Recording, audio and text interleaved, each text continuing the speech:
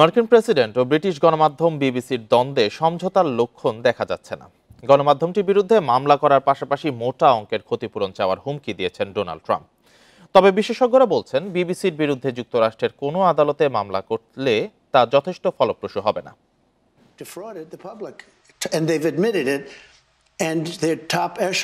কাটছাঁটকৃত video ইস্যুতে বিবিসির মহাপরিচালকের পদত্যাগ এবং গণমাধ্যমটি দুঃখ প্রকাশ করার পরও নিজের অবস্থানে অনড় মার্কিন প্রেসিডেন্ট।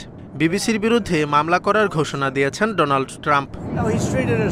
তাছাড়া মানহানির দায়ে ক্ষতিপূরণের পরিমাণ ১০০ কোটি থেকে বাড়িয়ে ৫০০ কোটি ডলার করার হুমকিও দিয়েছেন মার্কিন প্রেসিডেন্ট। তবে বিশেষজ্ঞরা বলছেন, বিবিসির বিরুদ্ধে যুক্তরাষ্ট্রের কোনো আদালতে মামলা করলে খুব বেশি সুবিধা করতে পারবেন না ট্রাম্প। ট্রাম্পের কথা শুনে মনে হয়েছে বিবিসির বিরুদ্ধে তিনি ফ্লোরিডার আদালতে মামলা করবেন, কিন্তু কাটছাঁটকৃত ভিডিওটি যেহেতু যুক্তরাজ্য থেকে প্রচারিত হয়েছে, সেক্ষেত্রে ট্রাম্পকে সেদেশে গিয়েই মামলাটি করতে হবে। কিন্তু যুক্তরাজ্যের লিমিটেশন অ্যাক্ট 1980 অনুযায়ী আমার মনে হয় না তিনি সেটা করতে পারবেন। এদিকে বিবিসি কর্তৃপক্ষের দাবি, প্যানোরামা অনুষ্ঠানে যে ভুলভ্রান্তি ঘটেছে তাতে ট্রাম্পের কোনো ক্ষতি হয়নি। উদাহরণ হিসেবে বলা হয়, অনুষ্ঠানটি সম্প্রচার হওয়ার পর ট্রাম্প প্রেসিডেন্ট নির্বাচিত হয়েছেন।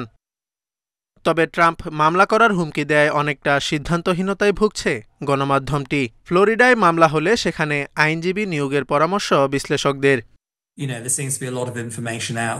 বিবিসি যদি মনে করে ক্যাপিটাল হিলে যা ঘটেছিল তাতে ট্রাম্পের দায় রয়েছে এবং তারা যা প্রচার করেছে তার সত্যতা রয়েছে, সেক্ষেত্রে তাদের ফ্লোরিডায় যেতে হবে। বিষয়টির নিষ্পত্তি না হলে কয়েকজন আইনজীবী নিয়োগ দিয়ে মামলাটি লড়তে হবে।